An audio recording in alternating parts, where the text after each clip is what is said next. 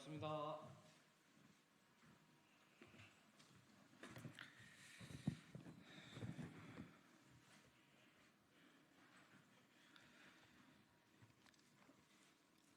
네, 안녕하십니까. 국회 국토교통위원회에서 활동하고 있는 더불어민주당 춘천, 철원, 화천, 양구갑 국회의원 허영입니다. 지난 2022년 12월 강원도 강릉에서 급발진 의심사고가 발생했습니다. 8년간 차량으로 손주의 등하굣길을 함께했던 할머님께 찾아온 일입니다. 차량이 비정상적으로 가속하면서 폭주한 끝에 도로 아래로 추락했고, 그 결과 12살 도연이는 숨지고 할머님도 중상을 입으셨습니다. 그렇게 도연이가 세상을 떠난 후로 1년 반 가까운 시간이 흘렀지만 도연이네 가족에게는 가혹한 시련들이 멈추지 않고 있습니다. 불의의 사고로 손주를 잃은 도연이 할머님은 교통사고 처리 특례법상 치사 혐의로 입건되어 아직도 경찰 수사를 받고 계십니다. 자식을 잃은 아버님은 제조사를 상대로 한 민사소송을 통해 운전자인 할머님의 결백을 증명하려 사력을 다하고 있습니다. 허나 이 싸움은 다윗 대 골리앗의 싸움일 수밖에 없습니다.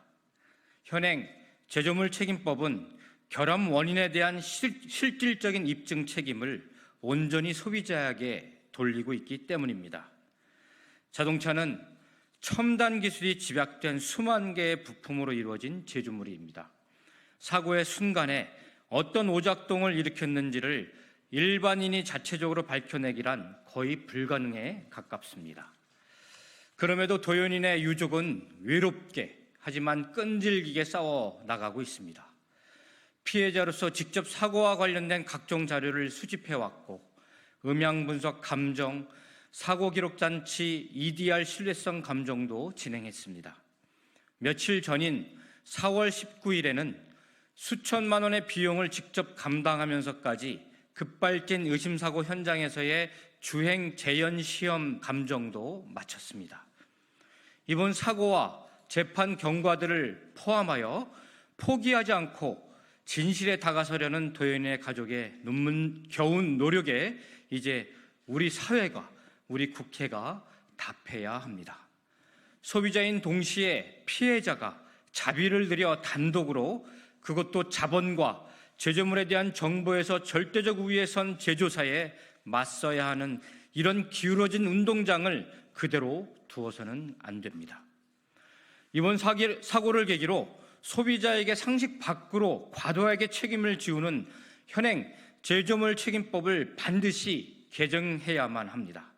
도연인의 가족은 물론 여러 피해자들이 애타게 기다리고 있습니다. 급발진 의심 사고에 대한 사회적 관심이 그 어느 때보다도 높은 지금, 실질적인 제도 개선을 이뤄내야 합니다.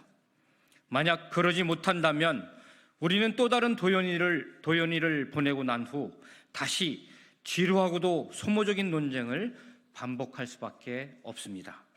최근까지도 강릉 사고와 유사한 급발진 의심 사고들이 반복되고 있음을 결코 가볍게 흘러보내서는 안 될 것입니다.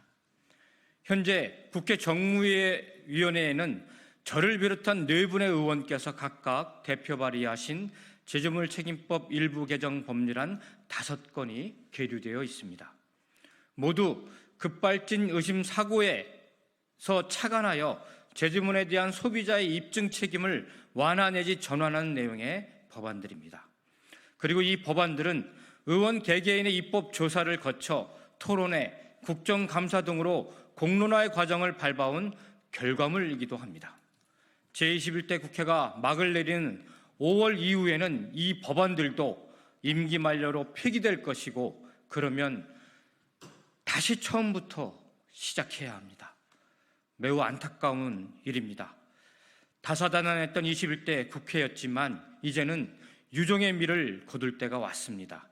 부디 도연인의 가족의 명예와 우리 공동체의 상호 신뢰 회복을 위해서라도 이번 국회 임기 내에 제조물 책임법이 개정될 수 있도록 국회 정무위원회와 제21대 국회가 책임감을 갖고 빠른 시일 내에 심사 및 통과시켜 주시기를 간곡하게 부탁드립니다.